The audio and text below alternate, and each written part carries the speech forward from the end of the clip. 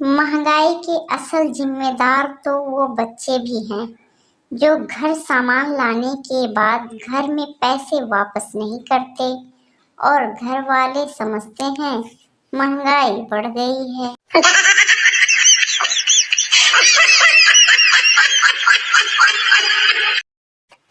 माता पिता के कर्मों का फल औलाद को ही नहीं भुगतना पड़ता बल्कि दामाद को भी भुगतना पड़ता है।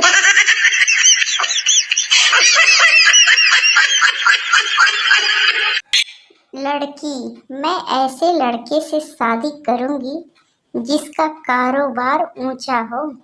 बंटी, तो फिर मैं एकदम सही हूँ, मेरी पहाड़ पर नाई की दुकान है।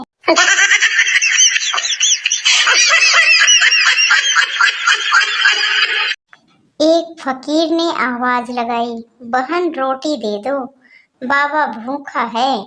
अंदर से आवाज आई, तेरी बहन मायके गई है, आज तो तेरा जीजा भी भूखा है।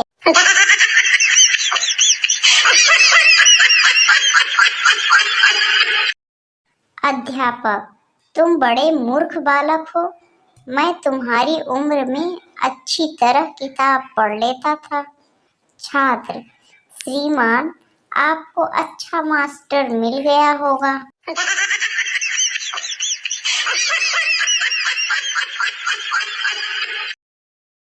माँ घबराई हुई बोली, लल्ला बेटा जल्दी घर पर आओ, बहू को लकवा मार गया है।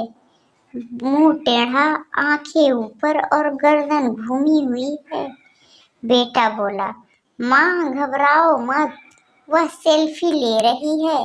माँ बेहोश।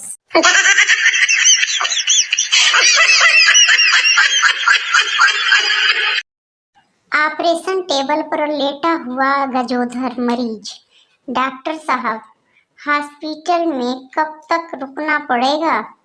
डॉक्टर, ऑपरेशन ठीक हुआ तो 6 दिन, नहीं तो मात्र आधा घंटा।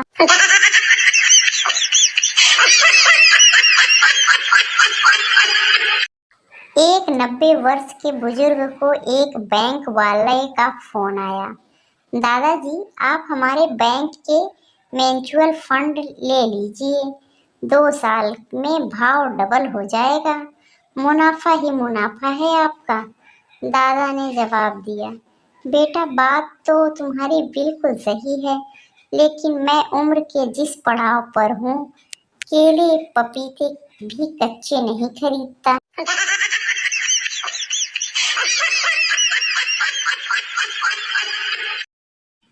कविवर गजोधर ने आदत के अनुसार अपने कुत्ते की तारीफ के पुल बांधते हुए कहा, मेरा कुत्ता रोज अखबार लाकर देता है।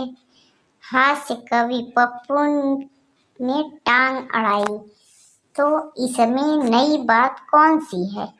गजोधर जी ने कहा, नई बात ये है कि मेरा कुत्ता पड़ोसी के घर का अखबार लाकर देता है।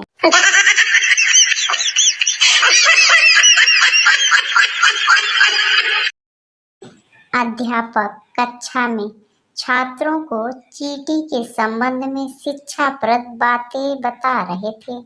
अध्यापक, आप अब बताओ कि चींटी से हमें क्या सीख मिलती है? भूरा छात्र, मास्टर जी, चींटियां ये बता देती हैं कि माँ ने मिठाई कहाँ रखी है।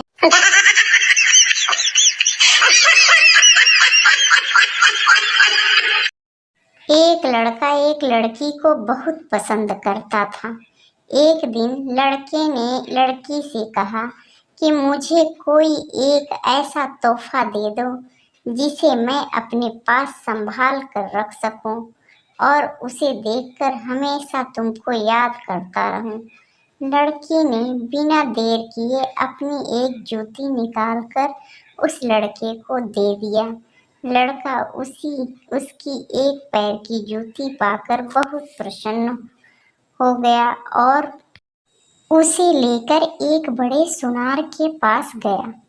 लड़के ने सुनार से कहा कि एक चांदी की खूबसूरत फ्रेम बना कर इस जूती को उसमें जड़ दो। सुनार ने कहा, ठीक है, इसे कल आकर ले जाना। अगले दिन लड़का सुनार के पास जूती लेने को आया तो सुनार ने लड़के से बहुत उत्सुकता बस पूछा कि भाई, ये जूती किस वीर महापुरुष, महात्मा या फकीर बाबा का है? लड़के ने हंसते हुए कहा कि ये किसी महापुरुष या महात्मा या फकीर बाबा का नहीं, बल्कि मेरी महबूबा का है। लड़के का जवाब सुनकर सुनार ने गुस्से से कहा, जल्दी उठ यहाँ से गधे, कल से मेरा सारा खानदान इस जूती को चूम चूम कर पागल हो गया है।